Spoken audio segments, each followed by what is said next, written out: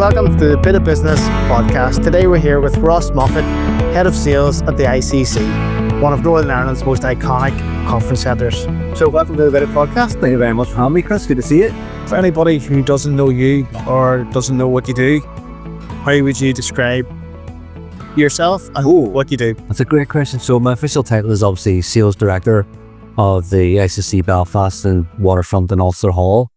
But I guess in a nutshell, what my job is to do is to drive international delegates to our little part of the world, which is Belfast, and house them here in the International Convention Centre. I've been here just over a year, which is actually frightening how fast that's went. But in terms of what happens here, everything happens here, from live entertainment gigs to academic conferencing to large corporates getting together and everything in between. So even in the short period of time that I've been here, I've seen so much come through. But as the big epicenter within the city of driving people together, it's a great place to be. And how did you fall into it? How did you end up here? Oh, it's been somewhere I've always had my eye on. I've been in and out of the entertainment industry myself, where in a former life I had a local promotion where I looked after local musicians and booked them gigs, and it was called Pop-Up Original, and what we tried to do was be something slightly different than promotion. What we wanted to do was be an education piece for local artists and show them how industry worked. So I would match them up with videographers like yourself. I would bring marketeers in, music labels, records, and show them how the industry worked, and then give the gigs. And it was great fun. We toured, Derry, Dublin, Belfast, and everywhere in between. So from the live side, I was always interested in these venues because it was always somewhere we'd aspire for some of our acts to play in. And say about 18 months ago, an opportunity came up, and I was sales director elsewhere. I was in renewable energy. Brilliant company, loved it. But when I seen this, I just knew this is where I had to be. I just had to be here.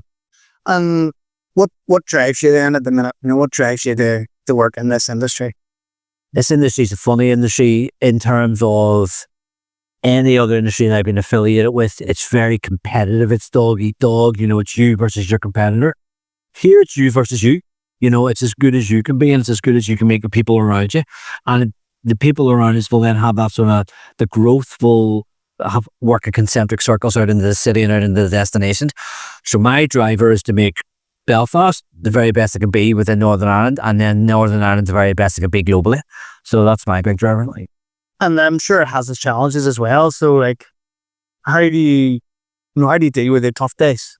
Say for example, you wake up and you maybe not feeling off form, you've got a big event you have to deal with, and speaking to clients, traveling. Yeah, listen, I have 3 young boys at home, and they vary in ages from 11 down to 2. I have a wife who's working, and there's a juggle outside of these 4 walls. But then you got to take it all in context. As a good friend of mine, a guy called Scott Miller, would always say, you don't have to do anything, you get to do this.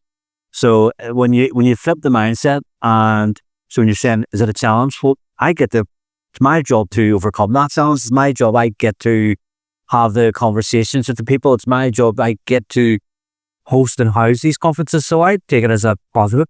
And I suppose there's a lot of stress comes, especially in sales. You're such a massive business here. Yeah. How do you deal with the stress? Does it stress you for start? Well, it was jet black a year ago, and I was known as like a silver fox. Look, I'd be lying if I said it wasn't challenging. Sales is that, and it's always going to be. But I've been very fortunate that I've always been in sales, so I understand the peaks and the troughs. It's how we navigate through those. And when it's quieter, it's about planning. It's about getting ready and operationally ready to go again. So sales will always be a cycle. And I think just through experience, I've learned that. And that's what I try and impart into my team. So the stress is part of it, but it's the swings and the roundabouts, isn't it? Because when you're up, you're very, very high. And when you're down, you just have to realize that it'll come back up again. But it's again, the only way to do that is through thorough planning and preparation. And how did you develop that? How did you get into sales? Well, I've always been in sales. I just have a real passion for people, and I like talking to them, as you can tell, but I like communicating. But sales isn't just about talking, it's also about listening. And I'm always really interested in what people have to say. And in my small part of this, if I can help them out, well, that's really what I'm actually here to do. I'm here to help you buy something. I'm not here to sell you something. Because if you're coming to me and your confidence doesn't fit here, or your values don't align with ours, then look, we don't take any old business. We take the business that matches with our own. So I've always been in that vein of thought, and I've always been in that mindset. But it's really through the people that I've worked with, I've listened and gleaned some of those expertise. And he hates when I say this, but my former boss, a guy called Damien Campbell, Fleet Financial, he is still my mentor to this day. Probably the guy that I ring at 2:00 in the morning, the house burnt down, that guy. But he was always very grounding. He always found a way to put your feet back on the ground and made you understand that, okay, you're here to do this. You're going to go through these highs and lows, but you got to circumvent those waters and navigate them through. And he's always good at bringing me back down. And that is, when you're level, you can make more informed decisions and you can help people better. People who are desperate to try and sell. It's desperation. People smell desperation. They don't buy from that. They don't buy into you. You might get it done once, but you'll never get it done twice. So for me, it's always been about the longevity of the relationships and creating those. So for people that are watching this, they're maybe business owners that are just starting out on their journey, have you any tips for people around sales? Anything that you've learned along the way that you could share with us? Yeah, it's very cliche, but 2 ears, one mouth, use them in that ratio. And as I said before, actively listen. You don't wait for your turn to speak. Understand what it is your client is looking for. And if you can help them with your product or services, of course, offer it through and show how that works. But you will not be a one-size-fits-all for everybody. And I think that's the biggest takeaway for me. You can't sell everything to everybody. So go niche, go deep. If that was my one bit of advice, I'd say that. Go niche, go deep. And if you look at it the other way around, has there been any people that have approached you with an interesting sales approach that has stood out for you recently? Yeah, I'll give you a live example. Now, not name the company because I don't want to embarrass them, but it was a technology company who were walking me through the process, and it was online. So there was myself, my colleague Stephanie, who's our head of marketing, and there was various members of their team also on the call.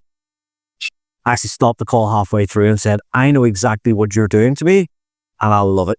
Because their processes were so slick, I knew what they were doing. They were signposting me along their process, trying to understand what my process was, taking it through. It was the perfect pitch and the cadence and the patter and the banter. And it was just perfect. So I just couldn't help myself to stop and say, I know what you're doing to me, and I love it. More of that. So yeah, that was a good example. What do you think surprises people the most about when they come to a venue like this? I think when you look at this venue from the outside, and rightly so, you're almost in awe of it. You're in awe of the size, the sheer capacity, its physical presence. And I think what people don't understand is this is a convention centre for everyone. So yes, it's the International Convention Centre, but within that group, we have the Ulster Hall, the Waterfront Hall, the studio, and the main conference centres. So we have everything. We have something for your business. It might not be the whole thing. Like I said before, you can't sell everything to everybody, but we have a product set that matches most customers' needs. So again, you might come here thinking it's too expensive or you can't afford it. That's not actually true. You just might not be in the right space within the physical proximity of the building. So it's our job as our sales team is to highlight that, and again, listen to what the client wants, understand what their needs are, and if we have a product or a fit that matches, let's explore it. What do you think makes ICC stand out from other conference venues in Ireland and the UK? And again, I hate to say this cliche, but it is the people, and I can tell you that from the minute I walked in here, it was one of the warmest environments I've ever felt part of. Everybody embraces. You could be from Timbuktu and you'll be looked after as if you're one of your own on the doorstep. From the front of the house right up to the CEO, everybody wants to be involved in all the events to make them as best they can be. Of course, the facilities are stunning.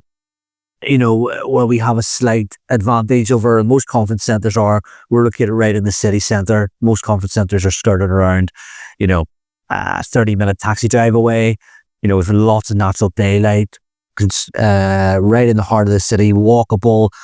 It's just perfect. It's just perfect.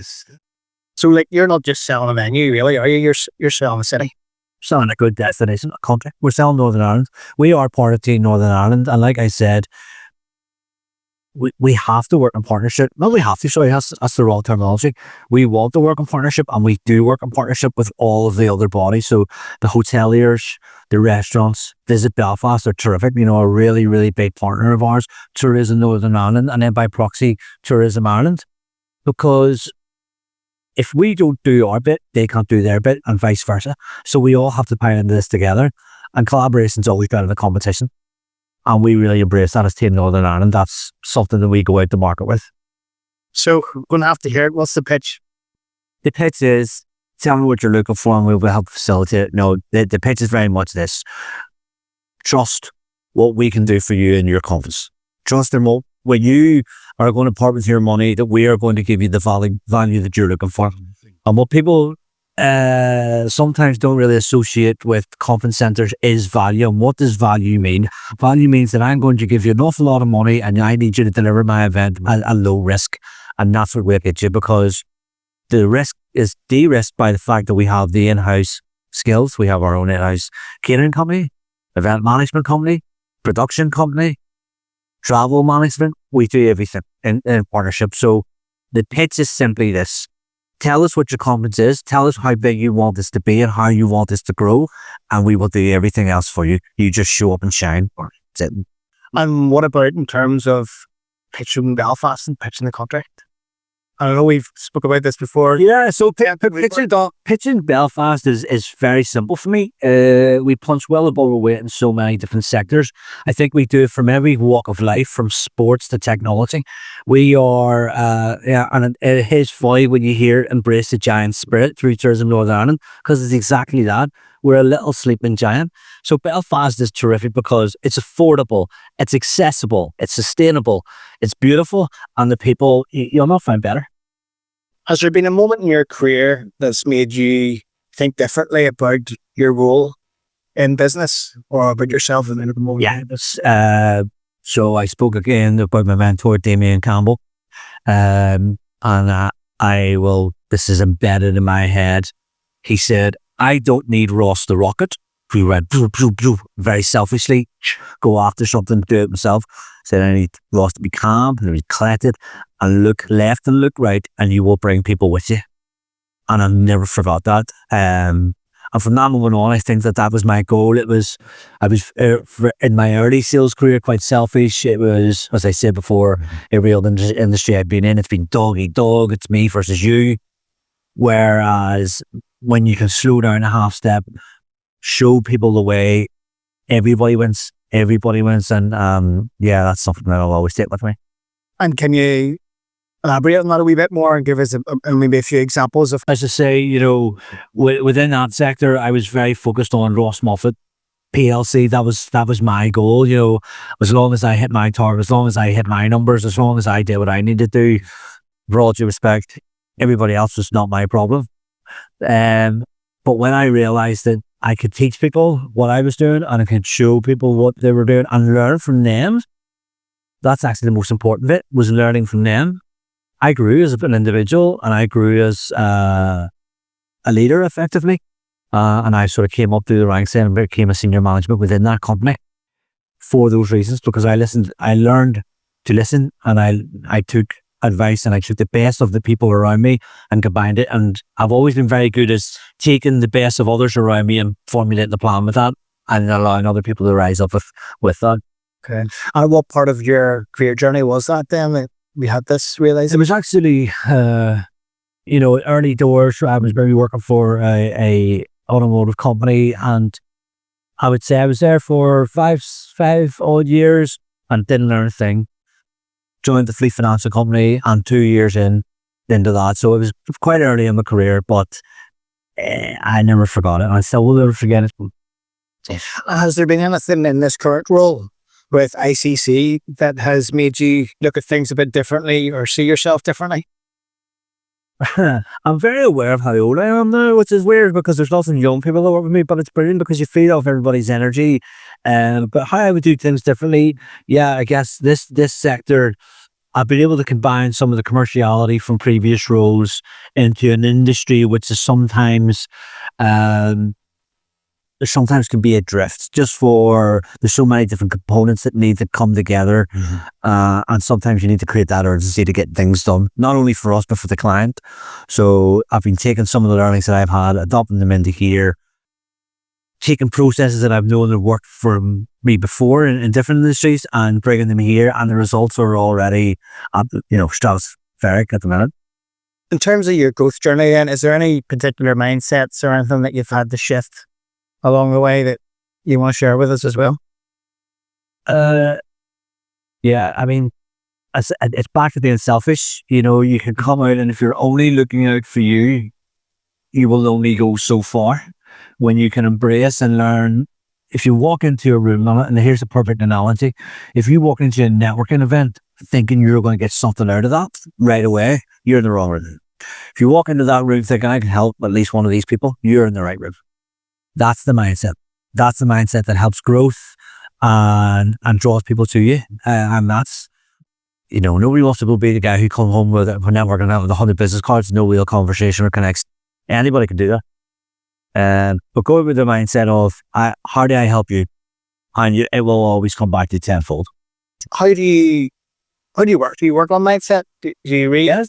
Can you give us any more examples? Mindset. What you're currently? So yeah, mindset is something that I continually work on. It's something that was brought to my attention early doors. I talked about being Ross the Rocket. My emotions were maybe take over my thought process. The mindset's change in different milestones in your career and in your life. I think the obvious ones when you have children, your whole world changes. It's not about you anymore at all. It's all about them. And I have 3 of those little guys at home. So, that was a big mindset growth. But the growth mindset was always one, when you are in your own little cocoon and things don't go your way, it's easy to blame everybody else. But that's not a growth mindset. That's an excuse. So when you're opened up to, right, well, how do I open myself up? You open yourself to a growth mindset, and you don't worry about what happens if it goes wrong. You start to plan for when it goes right. And when you do that, you have more good days than bad days. So when the bad days come, it's no problem. It's a nice place to visit, but you don't want to live there. But in reverse, if you're very selfish and you're all on your own and, you've got that negative, me versus the world mindset, you'll find it the other way. You'll find you probably have more bad days than good. And it's harder to live in the good. So that's something I continually work on. Yes, do I read? I do read. I read things from different walks of life, and I take different inspirations from mindset from completely different things, from either music or sports or, professional bodies. I think you go to some of these networking and everybody's talking about the same books, Atomic Habits of such and such, or this, Find Your Tribe, and all of those are great books, and all of those are relevant, but it's what's relevant to you. I'll give you a real example. I was at an event recently in London, and there was a guy, an ex-rugby player, Stuart Kevin Seinfeld, and he ran 7 marathons in 7 days to raise money for his friend who was suffering from motor neurons disease. Incredible feat, but it was the story behind it. It was the mindset. It was the drive and his absolute humility as a human that really spoke to me. Won all the accolades in rugby league, represented his country, did all this thing, raised millions and millions of pounds for his friend for that unfortunate disease. But at the end of it, he just said, listen, I'm just a guy who went for a run to raise money for my mates. And that mindset and that humility is just, I was like, I've just met my new hero, So, yeah, but I think we have to, and because as you evolve through life, through your career, you become different people, but you have to have a core, and your principles and your values, they have to be unshakable, and you have to find out what they are, to find out who you are, to find out how you can be the best person for the people around you. Yeah. And how can you see mindset and sales? Is there a connection there? Oh, it's everything. Mindset and sales is everything. Because it is a roller coaster, you got to understand when you're up and when you're down. And I see this in junior members of our team. Sometimes when they're down, And then this is my job, and the job of the heads of sales is to bring them back up and show them, okay, you're doing the right things. We're doing the same processes. This is just the cycle. If you continue to do this, you will come out the other end. But it's that resilience. People talk about that word resilience. I think it says you have to be resilient because it's not for everybody, and I understand that. Because you ride those highs and lows. If you're a person who just likes that stability, sales is not for you. So you have to adjust that mindset. And a lot of people would see sales as being like hard-nosed, quite, Yeah, quite pushy. Yeah, but for you, it seems to be a lot about trust. it's about trust in relationships for me. I've had clients that I've had for 20 years, and I've brought them through different various industries with me. It's not because I have the best product for them at that point. It's because I have the product to fix them and they trust me. So it works. And that's always been my ethos, is to build those relationships, continue to grow them. And again, that works in both ways. Again, I was a renewable energy before that. Client of mine from the automotive world, I was able to give them work. So it comes and goes. So, and that's the way it should be. It should always be a relationship. It should never be transactional. We don't sell more for us. We sell trust, we sell vision, we sell partnerships. What makes a good partnership? Fair exchange of energies. That's easy. A partnership, it has to be that, a fair exchange of energies. If I take more from you than you take from me, that's not fair. That's not a partnership. That's a supplier agreement. So it has to be that. And I think as long as everybody knows the rules of engagement from the jump, a partnership should always be fair exchange of energies. Give us an example of one of the hardest lessons you've learned from maybe a difficult experience in sales or in business in general. So one of the toughest lessons that I ever learned was not following my own advice. I have built a career on relationships, trust. I believe my own personal name, in terms of people know that if I'm going to tell them something, that I'm going to deliver it. And a while ago, I created with a few friends a software company that was linked to connecting musicians with venues. And for reasons best known to myself, and I still beat myself up about this. I don't know why I did this. I didn't put my name to it. I believed that the product was so good that I didn't need to, that we would build it, we'd throw it out there. And it took 3 years to build it, and an awful lot of money and time and energy. And I was arrogant to the fact that I thought the product would sell itself. And it failed. It didn't. It didn't go anywhere. It's still sitting on a dusty shelf somewhere. Maybe one day it'll be resurrected. But we all were in that loop. And it's such an odd thing to look back on now, because everybody involved shares my sort of ethos of relationships and partnerships and all of those things. But yet we put it all to one side when we were watching Rockabilly and just let it sit. Biggest lesson, biggest burden. Why do you think that was? Do you think there was a imposter syndrome or something? Or like what? Maybe I think it was a completely different industry than most of us. And we were in this digital sphere, and we thought that, we see these apps all the time. You see them pop up on your phone, and you think, oh, listen, you build this, and like for your dream stuff, if you build it, they will come. And we didn't want it to be very local centric. So I think we were almost afraid of, if we put our name to it, it would be very local, and we wanted to go global right away, which is completely the wrong thing to do. You had to have a test bed. And from the outside looking back in it, you're thinking, what were you doing? But you got caught up in the cycle of it for me. And yeah, so it was the biggest lesson for me for sure, was not following my own advice, my own ethos. Okay. Whose advice were you following that time? I think I was seeing things from the outside. I was seeing other people in the industry, that tech industry, growing so quickly and seemingly organically. It wasn't. I now recognize that was a lot of hard work that they were doing behind the scenes to get it to look organic. And I just had the smoke and the mirrors were put over, the words put over my eyes. So go back to the events then. So obviously a lot has changed now since COVID. Yeah. How is the events landscape now? What's different? The events, events excite me so much, because you will never replicate what we're doing now, which is talking one-to-one. You will never replicate a handshake. You will never live stream a hug. You will never, Zoom a high five. You just don't.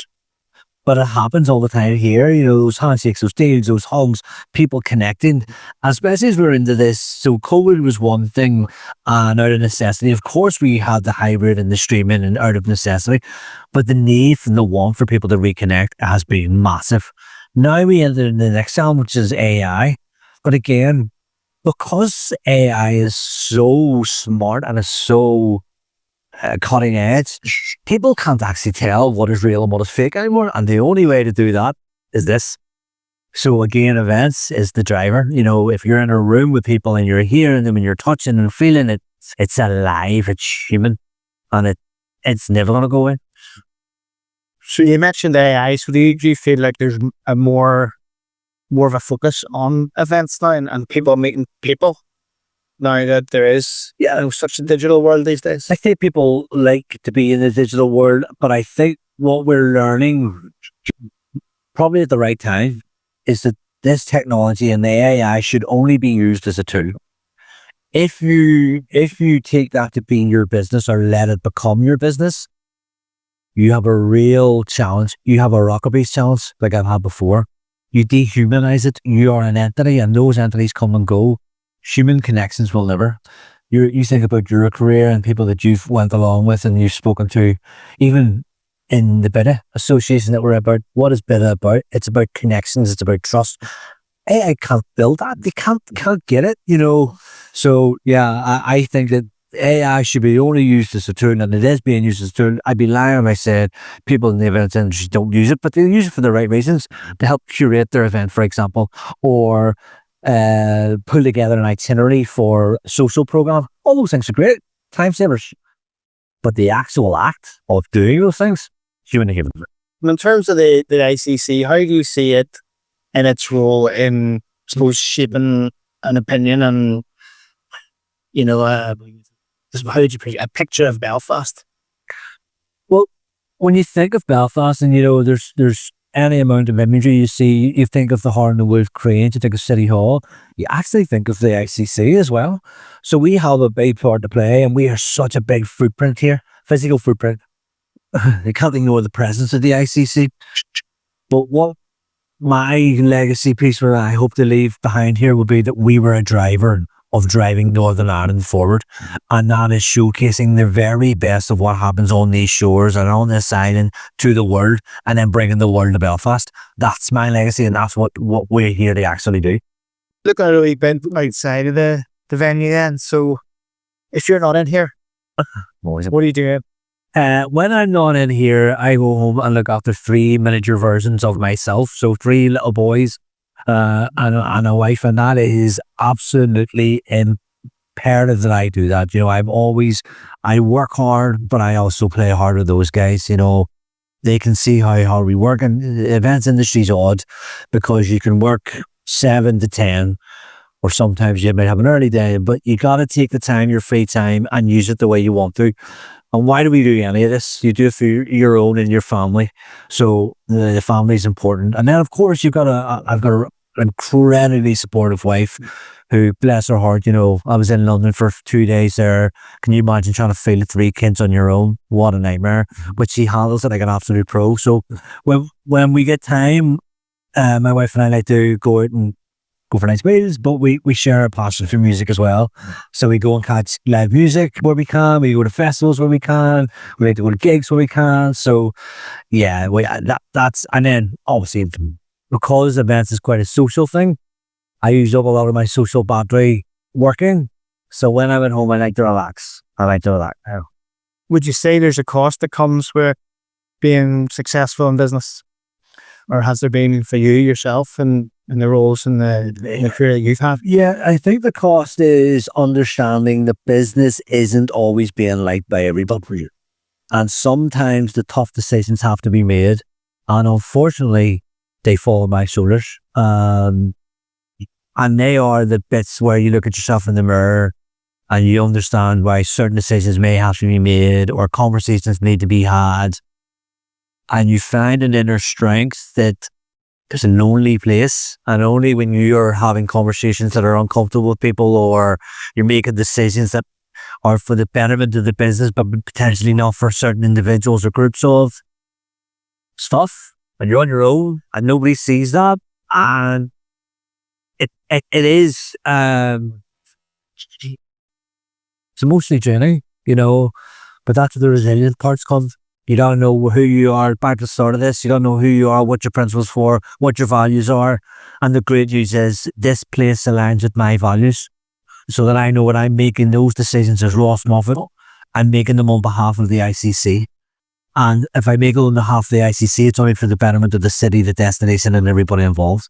So yeah, I guess that's the tough bit of business, and business owners will attest to this. It's lonely sometimes, where everybody wants to be around you when it's all high fives and summer barbecues.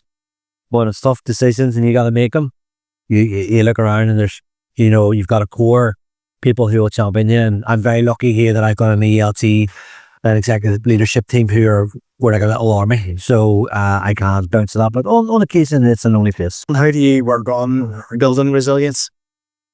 Experience is the only way to build resilience. You can overthink about what will happen, or you can just do it. Lean in and do it. And whatever the decision, the good, the bad, and the indifferent, if the first bit is doing the first bit, and the rest of it will come, and you just have to take it in little bite-sized chunks. BITA, how did you first hear about BITA, and how did you get involved? So I've known a few members of BITA through business acquaintances and meeting them at various different events. But it's actually an old school friend of mine, Ricky Lauder, who had joined the board a bit and reached out to say, look, he's doing this thing, would I be interested to come along? I said, yeah. So again, back to that relationship thing. Ricky and I were great friends at school, haven't seen each other in a while, just life.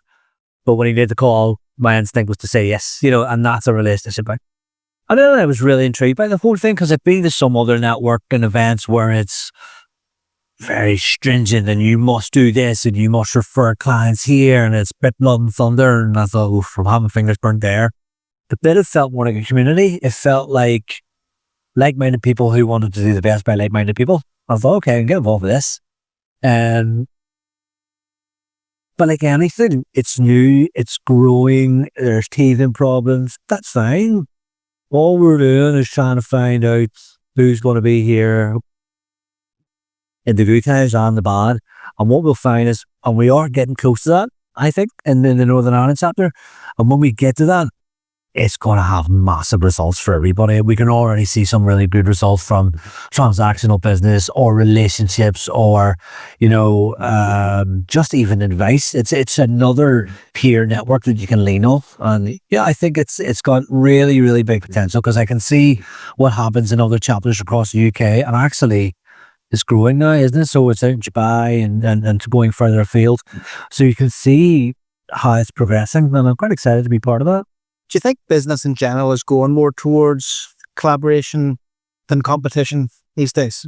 I believe in Northern Ireland it certainly is. I think in other parts it's still going to be quite divisive, but I think we embrace it here in Northern Ireland a little bit more. I think in certain sectors we're starting to understand it. Look, I think we have to. We're a small place, but collectively we can make a big impact and a big noise. So and again, I'm only referencing back to other industries that I've been involved in. When I think back about some of the bigger projects that have happened, it's because we've collaborated with the right people at the right time, and people like us, so I figure out that's the direction. Yeah. And then going back to your work that you do here at ICC, has there been one standout event or one standout moment that has stuck with you? There's been plenty of standout events, but there's one coming. And I can't tell you about it right now, but I will tell you, when it comes, it's going to change this city. The fly? No, well, the fly as well. The fly is going to be amazing. Like that is everywhere you're going to turn in the fly, and every square inch of this building will be used as well. The fly is going to be something else, but there's another event that's coming. I'm genuinely game changer. What's the one thing that people don't understand or don't appreciate about the work that goes on here? I think, and rightly so, I think they've seen the waterfront and maybe the waterfront hall, and that's the recognition of this building is as the waterfront hall. And previously it was an entertainment venue. It wasn't that previously. It is an entertainment venue now, but locally, notoriously, it's where you go to see a gig, right? A live show. But what Joe Public on the street doesn't understand is that we would have the International Association of X. Here we have 50,000 business delegates. Every day we contribute £80 million in the economic impact in the city. It's those things that people don't get. They go, oh, right, I didn't realize that, because they've only been used to being one thing. So I think from our point of view, and this is, you'll start to see this, Stephanie Murray is our head of marketing, absolutely incredible lady, sharp as a tack, and she is promoting the ICC to Northern Ireland to showcase to the people of Northern Ireland what it is we actually do here, which is drive economic impact and drive business in and out of the country. Has there ever been a time like during an event where you've had to pivot really quickly and change things? There's been a few things where we've had to adapt to something that's maybe happened outside of the building, or a technical fault. But again, that's the beauty of the team. We are so drilled. It's second nature. There's no panic. Screen goes down, no problem. The production team are in, fine, have it fixed. Issue outside the venue, no problem. From the house to diffuse the situation. We are a well-oiled machine here, and I am so proud of the team in totality. I'm so proud to represent the ICC, and I'm so proud to say that I'm part of in a small way. Is there anything else coming up personally, professionally, that you're excited about right now? Yeah, I mean, there's lots of entertainment that I'm excited coming about. There's the Dermot Kennedy gig was terrific. Dermot decided that he wanted to do small, intimate venues and selected the Ulster Hall. I think that's brilliant. It's a real testament to us. He could win anywhere, but he selected the Ulster Hall. When Snow Patrol launched a new album, they selected the Ulster Hall because it's iconic. And I think that I'm really proud of that. I'm really proud to see that. And, I'm proud to be part of those, like Dermot Kennedy. And, there's little small milestones that I'm personally proud of. I'm going to take my son to a Rand McMullen show in the Ulster Hall for his 12th birthday. Those kind of things are like core memories for him and me. But then in some of the bigger events and the other events that we've got coming along, to know that me and my team have been instrumental in bringing them here and getting them done just fills you with so much pride. It's honestly one of the best business I've ever been. If you could go back and have a coffee with yourself 10 years ago, what would you chat about? I've answered this question a couple of times. What would I tell myself 10, 15 years ago? Slow down. Walk. You don't have to run through every door, but when the door's there and you walk through it, kick that in, because nobody else is going to do it for you. But learn from the people around you. Everything doesn't have to be done at 100 miles an hour. Everything doesn't have to be done today. Slow down, assess, bring people with you, walk through the door, but do not be put off by a challenge or an obstacle, because it's only that. There's always ways to overcome them. What do you want to be remembered for, personally and professionally? What I want to be remembered for? I think I like to be remembered for, as part of the ICC, is the legacy of driving Northern Ireland forward in the new realm. I think I would like people to say, when I'm no longer here, he said what he meant and he did exactly what he said. And that carries into home life too. I want to be the best version of me for my kids, and I want them to see the very best in me, and hopefully they take that further than even I can ever do. So that's how I would like to be that. Yeah, I suppose just finally then, I know we've kind of asked for some advice around sales, but just finally, if somebody's thinking of starting a business, they're starting off on their journey, what would be that one piece of advice you give them? I read a brilliant thing yesterday, just yesterday, that said, isn't it interesting that people don't have the patience to start their own business, but will dedicate themselves to 40 years in a business that they don't know if they can progress in? And I thought, wow, that's interesting. So I would say, understand who you are, understand why you're doing it. And if it's really burning in you, there'll be nothing that you can't overcome, but you have to start it. Start somewhere, put your foot forward, lean in, get it done. Whether that's joining an organization that you want to grow within, or that's starting an organization you want to grow for others to grow within. Just start it. Just start something. You know, you're going to make mistakes. Nobody is perfect. And mistakes will happen. I have my own views on failures, of course. They're going to be part of the learning curve. I don't think we should celebrate failures as such. Sometimes I go to networking events and I hear people almost celebrating how much they failed, and that blows my mind, because it's almost like, well, why didn't you learn? Why didn't you take that learning and grow? So yeah, now take the learnings and grow, but do it quickly. So Ross, really enjoyed that. Yeah, me too. It was great. Thank you. I've learned a lot about you, and I think I've learned a lot about myself. It's like therapy. got a lot of the tips there as well for not only myself, but hopefully for people watching this. So Thank you, Alice. Thanks for having me.